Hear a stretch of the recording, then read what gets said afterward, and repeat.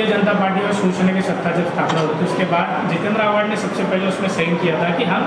इनको समर्थन देते हैं, इनके मंत्रिमंडल में शामिल होते हैं। लेकिन अब जिस तरीके से उनका बयान सामने नजर आ रहा है, क्या पूरा खुलासा करना चाहते हैं, क्या करना चाहोगे? डॉक्टर जितेंद्र आव्हाड साहब, मैं उनको हमेशा से डॉक्टर जितेंद्र आव्हाड साहब ही बोलते आया हूँ, क्योंकि मेरी संस्कृति और मेरे विचारों में नहीं है कि किसी को मैं पहला नाम लेके बोलूँ। आज उन्होंने राष्ट्रवादी के नेता और महाराष्ट्र के मंत्री हसन मुशर्रफ जी पे उनका एकेरी उल्लेख करके जो बयान दिया है वो हमेशा से उनकी आदत रही है। मेरी उनको यही सलाह है कि हमारे नेता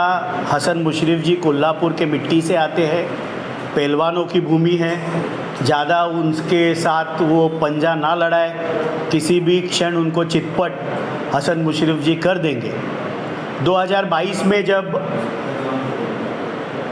आज के मुख्यमंत्री एकनाथ शिंदे जी ने बगावत करके गुवाहाटी चले गए थे, तो राष्ट्रवादी के सभी विधायकों ने एक पत्र राष्ट्रीय अध्यक्ष और हमारे श्रद्धास्थान शरद पवार साहब को दिया था और उनसे विनती की थी कि हमें भाजपा के साथ सरकार में शामिल होना चाहिए। मुझे खुशी है कि महाराष्ट्र को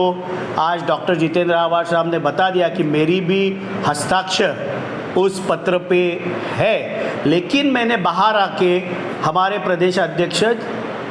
जयंत पाटिल साहब जी को बोल दिया कि मेरे अगर दस्तखत भी है तो मैं इससे राज़ी नहीं हूँ। मेरा उनसे एक ही सवाल है, क्या वो छोटे बच्चे थे कि उनका हाथ पकड़कर उनसे हस्ताक्षर उस पत्र पे लिए गए? आगे जाके उन्होंने ये भी बयान दिया कि दो विरुद्ध विचारधाराएं कभी एक हो नहीं सकती। भारत को 5000 सालों का इतिहास है कि ये दोनों विचारधाराएं पैरेलल चलती है, ये इतिहास है। मुझे मालूम है कि वो इतिहास में संशोधन करके उन्होंने पीएचडी ली है, लेकिन मेरा उनसे एक बड़ा ही सरल प्रश्न है कि 2019 में वो कहते हैं कि मेरे हृदय में शिव शाहू फुले अम्बेडकर है, और उन्होंने कहा कि एक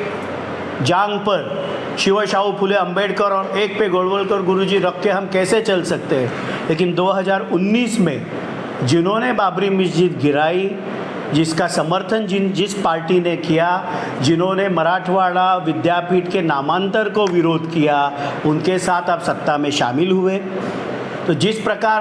आज आप बयान दे रहे कि वो पत्र पे मेरे हस्ताक्षर थे, लेकिन बाहर आके मैंने तब के प्रदेशाध्यक्ष जयंत पाटिल जी को कहा था कि अगर मैंने हस्ताक्षर भी किए तो मेरा विरोध है, तो आप जयंत पाटिल जी के कान में कह सकते थे कि मैं इस सरकार में शामिल नहीं हूँगा जिसके मुखिया मुख्यमंत्री जिनका पक्ष,